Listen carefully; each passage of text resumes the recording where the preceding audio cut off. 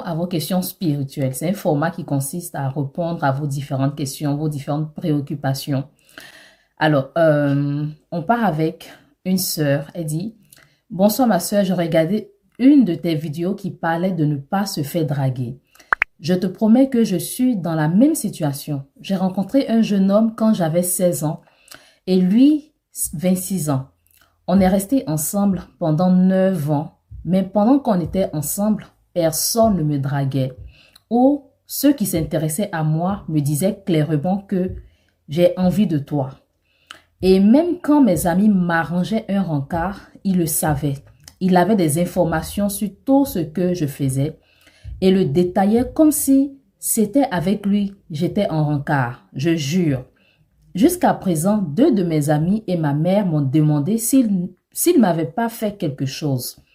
Et il m'a dit à 3 reprises que tant que je suis avec lui, je ne pourrais pas rencontrer quelqu'un d'autre. Ça, bon, c'est tout, hein.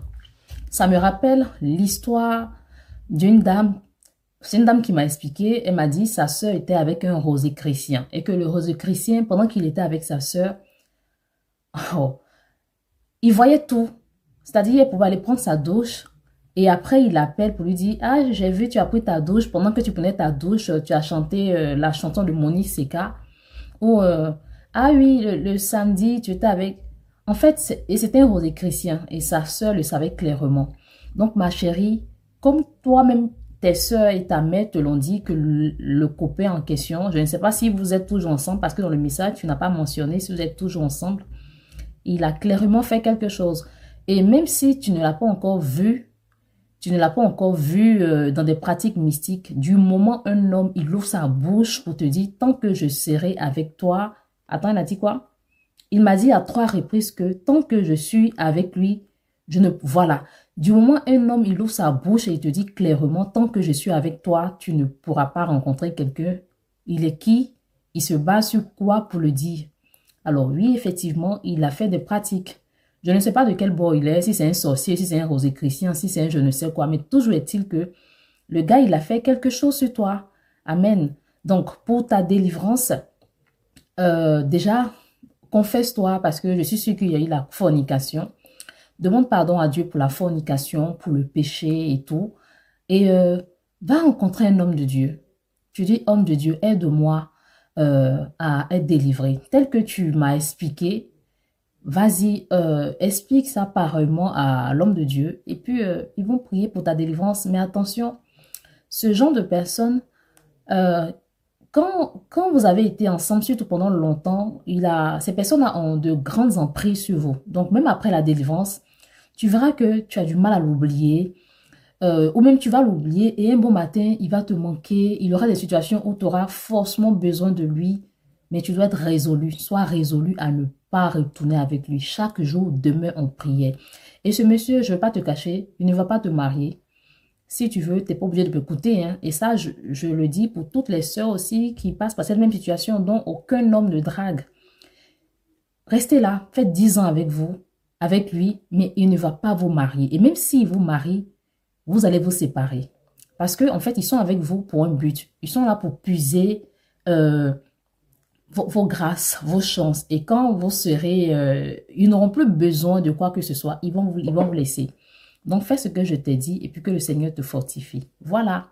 On passe à la deuxième question. Cette fois-ci, c'est un frère. Je sais pas, je suis pas méchante, mais il est tellement rare de voir des frères qui ont le gourmet. Oui, les frères ont des gourmets, mais les frères, ils sont pas comme les femmes qui ont l'habitude d'exposer quand ils ont un chagrin d'amour. Donc, quand un frère, il expose un peu son chagrin d'amour, ça me fait rire. Et puis, bon, je vais pas dire que je suis contente, mais en fait, on a besoin aussi de voir des frères qui expriment le chagrin d'amour. Donc, le frère, il dit, moi, j'ai une question. Je suis convaincue d'une femme, mais on s'est beaucoup disputé. Elle a rompu, mais le comble est que quand je prie, je me vois avec elle.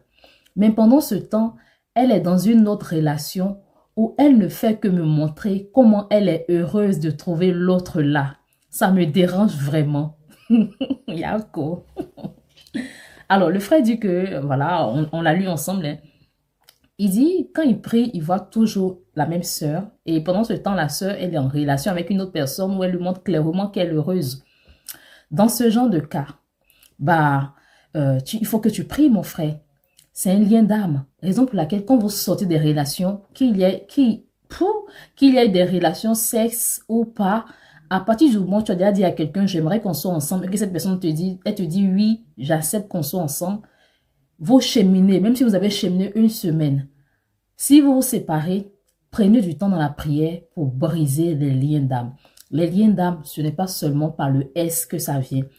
À partir du moment où il y a eu échange de consentement, automatiquement, il y a un lien d'âme qui naît. Donc, dans ce genre de cas, mon frère, si tu penses que c'est le Saint-Esprit qui te convainc que c'est la femme de ta destinée, reste toujours en prière. Arrête, je ne sais pas par quel canal elle passe pour te montrer qu'elle est heureuse, mais évite ce canal-là parce que ça te fait du mal. Si c'est sur WhatsApp qu'elle publie en statut, supprime son numéro, comme ça tu ne verras plus ses statuts. Si c'est sur Facebook, retire-la de ta liste d'amis, je ne sais pas. Toujours est-il que pour éviter d'avoir mal, supprime les canaux par lesquels elle passe pour te rendre malheureux. Maintenant, après ta prière, si tu es convaincu que c'est elle la femme de ta destinée, continue en prière. Et ça, j'en parle, je montre, parce que oui, les liens d'âme, ce n'est pas toujours négatif. Il y a des liens d'âme positifs où c'est vraiment des gens qui sont appelés à être ensemble. Et il y a des comportements à avoir pour que cette personne-là revienne, pour que vous reveniez ensemble. Et je montre ces stratégies dans mon livre S et lien d'âme. Si tu es convaincu que c'est elle, je t'encourage à prendre ce livre-là et de suivre les étapes pour la ramener à toi. Amen. Parce qu'il faut savoir que c'est pas les gestes, par la prière, beaucoup de choses peuvent se décanter. Si tu es toujours amoureux d'elle, moi je crois au nom de Jésus-Christ de Nazareth que vous pouvez revenir ensemble. Voilà. On passe à la troisième question. Bon, cette fois-ci, on a affaire à un bébé. Bon, je dis un bébé parce qu'à un certain âge, il y a certains thèmes qu'on n'emploie plus, quoi. Elle dit, coucou, bonjour Tantine. Je voudrais vous expliquer un truc qui me dérange beaucoup. Je rêve souvent de mon crush et sa go. On me montre en rêve qu'il est avec une autre go. Le mois dernier, il est venu en rêve me dire qu'il est papa. Bah, c'est tout, hein, c'est tout le message. Alors, ma chérie, c'est ton crush. Donc, ton crush, il est libre de se marier. Ton crush, il est libre d'être avec qui il veut, ma belle. Et si tu sais que ton crush, il est déjà en couple, prie pour que Dieu te délivre de cet amour-là. Parce que ton crush, il est déjà en couple. Ou bien, maintenant, si tu me dis que quand tu regardes ton crush, tu es sûr que demain, je sais pas, tu es sûr que c'est lui l'homme de ta destinée, bah reste en prière pour dire, Seigneur, c'est l'homme de ma destinée, Saint-Esprit, crée les circonstances pour que lui au monde nous le retrouvons. Dans le cas contraire où c'est juste les crushs, il me plaît, vas-y ma chérie, dis à Dieu de te délivrer de ça. Seigneur, mon crush, je tombe, il me plaît bien, mais Seigneur, ce n'est pas un amour qui vient de toi. Donc Seigneur, viens enlever sans moi, viens enlever cet amour qui n'est pas pour ta gloire en moi. Ça passe. Regardez, moi avant, quand j'étais plus jeune, mon crush c'était Corneille. Mon crush, c'était Corneille. Mais Corneille, il était au Canada. Moi, j'étais en Côte d'Ivoire. Où est-ce on se serait rencontrés? Mais quand j'ai donné ma vie à Dieu, le Seigneur, il a effacé toutes ces histoires de crush et tout. Je ne vais pas presser quelqu'un vite fait de loin, mais de là à dire que ah, je rêve, le on sera mariés ensemble. Non, voilà. Là, c'est une préoccupation un peu compliquée pour moi à répondre, mais je vous dirai ce que moi, j'aurais fait si j'étais à la place de cette sœur. Et vous aussi, n'hésitez pas à mettre en commentaire ce que vous pensez.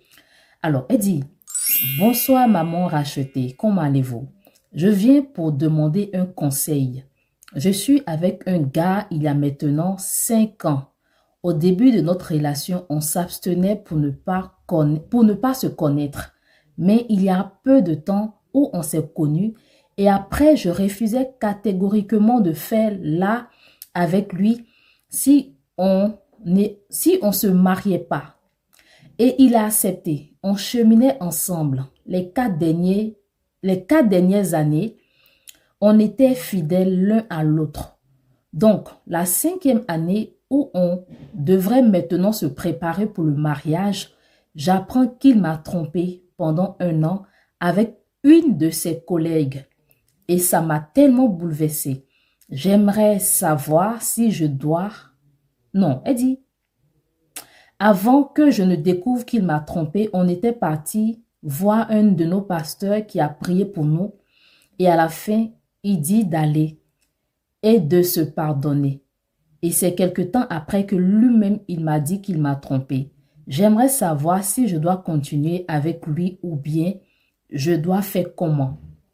En gros, la sœur dit que pendant qu'elle s'abstenait avec son cheminant, le cheminant, il a trompé avec sa collègue. Elle me demande qu'est-ce qu'elle doit faire. Bien avant de me demander, elle a été voir son pasteur. Son pasteur a prié pour elle, a prié pour le cheminant et le pasteur a demandé à ce qu'il se pardonne. Maintenant, le frère lui dit ouvertement que oui, je t'ai trompé pendant tout ce temps. Elle demande ce qu'elle doit faire. Personnellement, la Bible dit que Dieu donne à chacun de ses enfants une mesure de foi. Moi, j'aurais été à la place de cette sœur.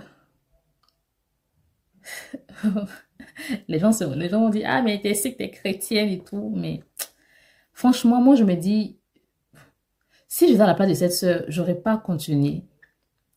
Parce que je me dis, je me suis abstenue. C'est vrai, c'est pour Dieu que je me suis abstenue. Abstenir.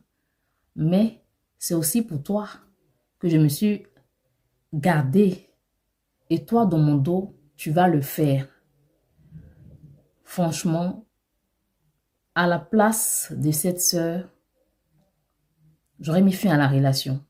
Et quand je vous dis, ça m'est arrivé à moi et j'ai mis fin à la relation. Parce que je me dis, non, ce n'est pas possible. On se garde et tout, et toi, dans le secret, tu te la coules douce. Tu m'aurais dit, franchement, moi, à la place de cette sœur, j'aurais pas accepté de continuer la relation. Oui, je te pardonne, il n'y a pas de souci, tu as péché et tout, tu as péché contre Dieu, tu as aussi péché contre moi parce que c'est un abus de confiance. Je te pardonne, mais je ne peux pas me remettre en couple avec toi. Oui. Le message de la sœur, je l'avais posté sur Facebook. Il y a plusieurs qui ont dit, faut pardonner, que même des couples, il y a de la tromperie dans des mariages. Après, les gens, ils pardonnent. En toute sincérité, moi, me concernant, hein, après, je ne dis pas que ce que je pense, c'est la vérité, c'est la meilleure décision à prendre. Mais si moi, je suis à la place de cette sœur, j'aurais pas continué la relation. Quelqu'un me dira, mais il aurait pu cacher qu'elle a trompé. Même s'il avait caché le Saint-Esprit, si elle a une bonne relation avec le Saint-Esprit permettra qu'elle le sache. D'accord? Donc moi, ça m'est arrivé aussi d'avoir été en relation avec quelqu'un avec qui j'ai fait des années. Et pendant qu'on s'abstenait, cette personne-là m'a trompée. Et voilà, quand j'ai découvert, je n'ai pas voulu reprendre avec cette personne, malgré tous les pardons de l'univers. J'ai dit oui, je te pardonne en tant que frère, mais dis qu'on se remettra en couple. Parce qu'en fait, ça sera difficile pour moi. Quand on sera dans le mariage, je vais toujours penser à ça, je vais toujours avoir peur, me dire, mais s'il a fait ça avant, c'est qu'il peut le faire. Non, je n'ai pas encore cette foi-là. Voilà, il y en a, cette situation est arrivée à plusieurs fiancés, plusieurs cheminants, et aujourd'hui, ça va bien. Monsieur n'a pas trompé madame, tout se passe bien. Mais ça, c'est la mesure de leur foi. Moi, je ne pense pas que Dieu m'a donné cette mesure de foi, de croire que mon chéri, mon fiancé m'a trompé pendant les fiançailles ou pendant le cheminement. Enfin, en gros, ma chérie, je laisse le Saint-Esprit te parler à toi, mais tu m'as demandé mon avis. Mon avis, c'est que j'aurais pas continué. Même si on a fait 10 ans ensemble, du moins, j'apprends que tu m'as trompé. Je ne peux pas accepter. J'apprends juste que, ah oui, peut-être tu as causé avec des sœurs et tout. Il n'y a pas de souci. Mais tromper jusqu'à aller au sexe là, non, non. On dit jamais, jamais, mais moi, franchement, je peux pas. Voilà. On passe à la prochaine question. Bonjour ma soeur, moi je veux un verset biblique parce qu'il y a quelqu'un qui me doit, mais ne veut pas payer. Eh. Moi, ce verset biblique là, je le cherche avec torche. Le verset biblique qui dit qu'on doit utiliser contre tous ceux qui nous doivent là, je le cherche avec torche. Parce que les gens qui me doivent et qui ne veulent pas donner mon argent là, eh. Alors ma soeur, bon, je sais qu'il me suit sur les réseaux, donc il y a certaines choses que je ne vais pas te dire. Mais je sais que par la prière, Dieu peut toucher le cœur pour qu'ils nous donnent ce qu'ils nous doivent. Enfin, s'ils ont. Parce qu'il y en a qui n'ont pas. Il y en a qui nous doivent, mais en réalité qui n'ont pas. Il y en a aussi qui nous doivent, qui l'ont, mais qui ne veulent pas donner.